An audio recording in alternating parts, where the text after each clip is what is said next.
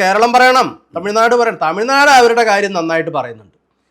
എനിക്ക് അവരോട് ബഹുമാനവും അപ്രീസിയേഷനാണ് തോന്നുന്നത്. കാരണം അവരുടെ നാടിന് വേണ്ടി മരിച്ചു കിടന്ന് സുപ്രീം കോടതിയിലും പുറത്തും പണിയെടുക്കുന്നുണ്ട്. അപ്പോൾ നമ്മുടെ നാട്ടുകാർ അതിനുവേണ്ടി പണിയെടുക്കുന്നില്ലെന്നാണോ പറയുന്നത്? അത് വായിച്ചാൽ മതി. അത് ഈ ഞാൻ പറയുന്ന കാര്യങ്ങളിലൂടെ മനസ്സിലാക്കിയാൽ മതി. തമിഴ്നാട് ഇന്ത്യയിലെ തന്നെ രണ്ടാം സാമ്പത്തിക ശക്തിയായ സ്റ്റേറ്റായി മാറി.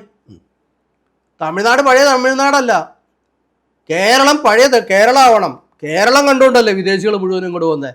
ഇവിടുത്തെ സമ്പന്നത കണ്ടിട്ടല്ലേ വിദേശികൾ വന്ന്. നമ്മുടെ പഴയ കേരളം ആകണമെങ്കിൽ ഇവിടുത്തെ ഭരണസമിതി മാറണ്ടേ? അതൊക്കെ ജനങ്ങൾ തീരുമാനിച്ചാൽ മതി. നമ്മൾ ഈ ഭരണസമിതി മാറ്റാൻ നടക്കുന്ന ആളല്ല, നമ്മൾ ഡാം മാറ്റാൻ നടക്കുന്ന ആൾ മാത്രമാണ്.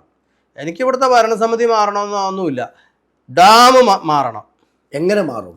എങ്ങനെ മാറും? അതൊക്കെ സമയമായിട്ടുണ്ട്. ഒന്നെങ്കിൽ പ്രകൃതി തന്നെ എടുത്തു മാറ്റും, അല്ലെങ്കിൽ എൻ്റെ കേസ് സുപ്രീം കോടതിയിൽ ജയിക്കാനുള്ള നടപടികളുമായിട്ട് ഈ നാട്ടിലെ ജനങ്ങൾ മുന്നോട്ട് വരും. നമ്മൾ കണ്ടില്ലേ ഓരോരോ രാജ്യങ്ങളിലുള്ള പ്രക്ഷോഭങ്ങൾ കണ്ടില്ലേ? നേപ്പാളിൽ കണ്ട് പല രാജ്യങ്ങളും നമ്മൾ കാണുന്നില്ലേ? ജനങ്ങൾ സ്വയം രക്ഷപ്പെടാൻ വേണ്ടി ശ്രമിക്കണം. ഞാൻ തനിച്ചോടിയിട്ടെന്താ കാര്യം?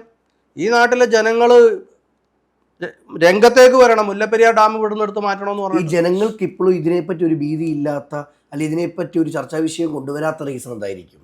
അത് ചിന്തിക്കണം. എന്തുകൊണ്ടാണ്? മനസ്സിലാക്കുന്നത് എന്തായിരിക്കും? സിമ്പിൾ അല്ല രാഷ്ട്രീയം. ഇവിടെ എല്ലാം തലയിൽ രാഷ്ട്രീയമാണ്.